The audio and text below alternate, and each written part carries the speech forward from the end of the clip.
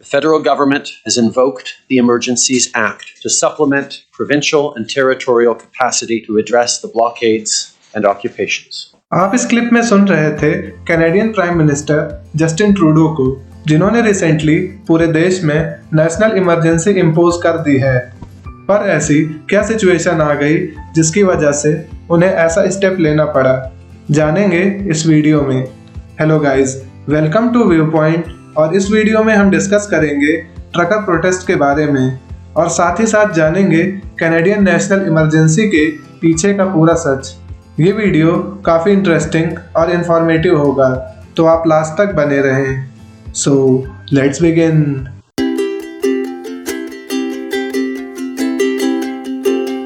इसकी स्टार्टिंग होती है कोरोना वायरस पैंडेमिक से, जब पूरे वर्ल्ड में कोविड रिलेटेड रिस्ट्रिक्शंस इम्पोज की जा रही थी।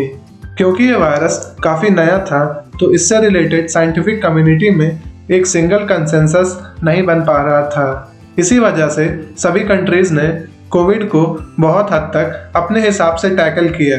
कुछ कंट्रीज़ जैसे स्वीडन और साउथ कोरिया ने ना के बराबर कोविड रिस्ट्रिक्शंस लगाए, जबकि ऑस्ट्रेलिया और कनाडा जैसी कंट्रीज़ ने बहुत ही हार्श मेजर्स लिए। इंडिया में हमने बीच का स्टांस लिया और कोविड रिस्ट्रिक्शंस को अपनी पॉपुलेशन और कैपेसिटी के हिसाब से इम्पोज किया।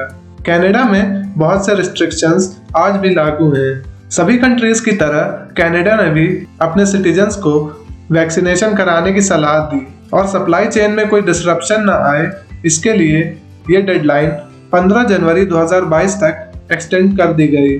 कैनेडियन गवर्नमेंट ने ट्रकर्स के लिए अलग से नोटिफिकेशन निकालकर उन्हें 15 जनवरी 2022 तक वैक्सीनेशन कराने की सलाह दी। गवर्नमेंट ने बताया कि जो भी ट्रक ड्राइवर्स यूएस से आएंगे और अनवैक्सीनेटेड होंगे, उन्हें 14 दिन क्वारंटीन करना होगा या फिर उन्हें यूएस वापस भेज दिया जाएगा। यूएस कनाडा के ट्रेड में इन ट्रक्स का बहुत क्रिटिकल रोल होता है। एक इंटरेस्टिंग फैक्ट और जान लेते हैं।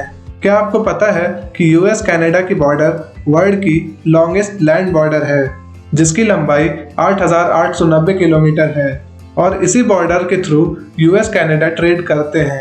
यूएस कनाडा का ट्रेड $700 बिलियन से ज़्यादा है। यूएस के लिए कनाडा लार्जेस्ट एक्सपोर्टिंग डेस्टिनेशन है और इस ट्रेड का 2/3 पोर्शन रोड के थ्रू होता है, जिससे आप इन ट्रक ड्राइवर्स की इम्पोर्टेंस को समझ सकते हैं।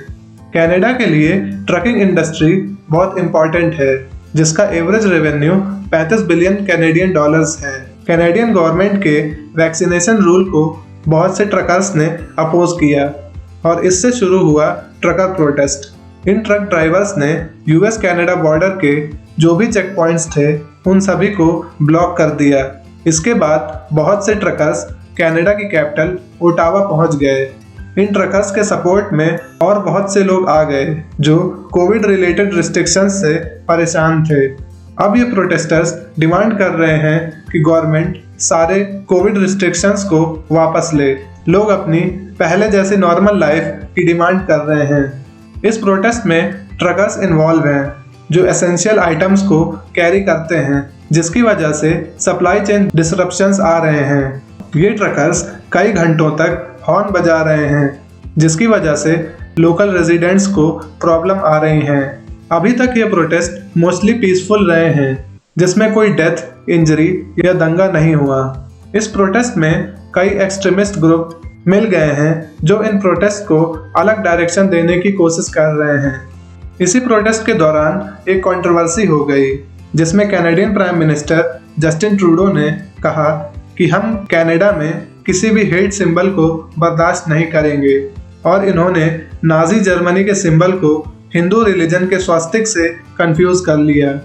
इस स्टेटमेंट के खिलाफ यूएस बेस्ड हिंदू ग्रुप ने ट्रूडो गवर्नमेंट को अपील किया कि वो स्वास्तिक और Nazi symbol hack and cruise का डिफरेंस प्रॉपरली समझें। इंडिया में भी लोगों ने ट्रूडो गवर्नमेंट की इस स्टेटमेंट को काफ़ी क्रिटिसाइज किया। खैर, अब समझते हैं कि कैनेडियंस वैक्सीनेशन के अगेंस्ट क्यों हैं। आवर वर्ल्ड इन डाटा की एक रिपोर्ट में पाया गया कि 8% कैनेडियन अभी भी अनवैक्सीनेटेड हैं। कनाडा पूरे वर्ल्ड में 14th मोस्ट वैक्सीनेटेड कंट्री है। एंगस रीड इंस्टीट्यूट के एक पोल में पता चला कि बहुत से कैनेडियंस कोविड को एक सीरियस हेल्थ थ्रेट नहीं मानते। मोस्ट ऑफ द कैनेडियंस का मानना है कि गवर्नमेंट को वैक्सीनेशन से रिलेटेड पर्सनल फ्रीडम देनी चाहिए। बहुत से कैनेडियंस वैक्सीन के साइड इफेक्ट और इसमें की गई रिसर्च से नाखुश हैं। कैनेडियन हेल्थ एक्सपर्ट्स का मानना है कि कनाडा में आई फोर्थ वेव का कारण अनवैक्सीनेटेड लोग हैं। इन बढ़ते प्रोटेस्ट को देखते हुए यूएस गवर्नमेंट ने कनाडा गवर्नमेंट को फटकार लगाई और इन प्रोटेस्ट को जल्दी से जल्दी रुकवाने की बात कही। यूएस गवर्नमेंट को ये डर है कि कहीं यूएस में भी लोग इन प्रोटेस्ट को स्टार्ट न कर दें। बढ़ते इंटरनल और एक्सटर्नल प्रेशर के चलते कैनेडियन गवर्नमेंट ने इमरजेंसी एक्ट 1988 पहली बार इन्वोक किया। 30 दिनों की इस इमरजेंसी में पब्लिक गैदरिंग पर रोक रहेगी।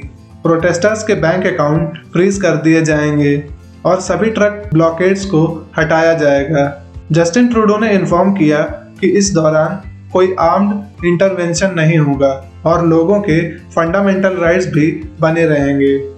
इस इमरजेंसी का असर दिखने लगा है और कैनेडियन पुलिस ने प्रोटेस्ट साइट को खाली करा लिया है। पर अब दुनिया भर में इस इशू को डिस्कस किया जा रहा है कि क्या कनाडा में इमरजेंसी लगाना जस्टिफाइड है। कनाडा एक डेमोक्रेटिक कंट्री है और यहाँ लोगों को पीसफुल प्रोटेस्ट करने का राइट है। डेमोक्रेटिक कंट्रीज के लिए इमरजेंसी ऐसा ब्लैक स्पॉट है जो उस देश की इमेज बदल के रख देता है। इंडिया भी एक प्राउड डेमोक्रेसी है, पर जब भी हम अपनी डेमोक्रेटिक जर्नी को देखते हैं तो हम सभी को 1975 की इमरजेंसी याद आ जाती है। इंडिया में जस्टिन ट्रूडो को काफ़ी क्रिटिसाइज किया जा रहा है क्योंकि जब इंडिया में फार्म लॉ प्रोटेस्ट चल रहे थे तब ट्रूडो ने उस पर कमेंट किया था और अपने देश में प्रोटेस्ट होने पर इमरजेंसी लगा दी है। अब समझते हैं कि कनाडा में होने वाले प्रोटेस्ट कहां तक जस्टिफाइड हैं। कैनेडियन प्रोटेस्टर्स की डिमांड थी कि कोविड रिलेटेड रिस्ट्रिक्शंस को कम किया जाए और ऐसा नहीं है कि इन रिस्ट्रिक्शंस के खिलाफ सिर्फ कनाडा में प्रोटेस्ट हुए हैं। नवंबर लास्ट ईयर यूरोप के भी बहुत से कंट्रीज में लोगों ने कोविड रिस्ट्रिक्शंस के खिलाफ प्रोटेस्ट किया था, जिनकी डिमांड थी कि वो अब नॉर्मल लाइफ जीना चाहते हैं। इन प्रोटेस्ट का असर देखने को मिला और बहुत सी यूरोपियन कंट्रीज जैसे स्वीडन, डेनमार्क, यूके ने कोविड रिलेटेड रिस्ट्रिक्शंस को खत्म कर दिया है। इन कंट्रीज ने ये डिक्लेयर किया कि अब हमें कोविड के साथ जीना सीखना होगा। कैनेडियन प्रोटेस्टर्स की ये भी डिमांड थी कि वैक्सीनेशन कंपलसरी नहीं होना चाहिए। वर्ल्ड के one of the best tennis player Novak Djokovic ने भी वैक्सीनेशन को पर्सनल चॉइस बताते हुए वैक्सीनेशन को बॉयकॉट किया है। पर क्या इतने बड़े स्पोर्ट आइकन जिसे दुनिया फॉलो करती है उसे ऐसा करना चाहिए? वैक्सीनेशन सिर्फ पर्सनल चॉइस नहीं, एक सोशल रिस्पॉन्सिबिलिटी भी है। अगर आज इंडिया पोलियो फ्री है तो उसका पूरा क्रेडिट मास पोलियो वैक्सीनेशन को जाता है। ऐसा नहीं है वैक्सीन में कोई ड्रॉबैक्स नहीं है, पर ये इशू काफ़ी डिबेटेबल है क्योंकि ये freedom of choice versus social responsibility है। क्या आपको लगता है कि कैनेडियन गवर्नमेंट को और मैच्योरली बिहेव करके प्रोटेस्टर्स को कन्विंस करना चाहिए था? मैं जानना चाहूँगा आपका ओपिनियन कि आप इस इशू के रिगार्डिंग क्या सोचते हैं। If you like this video, please like, share and subscribe to Viewpoint. Thanks for watching and Jai Hind.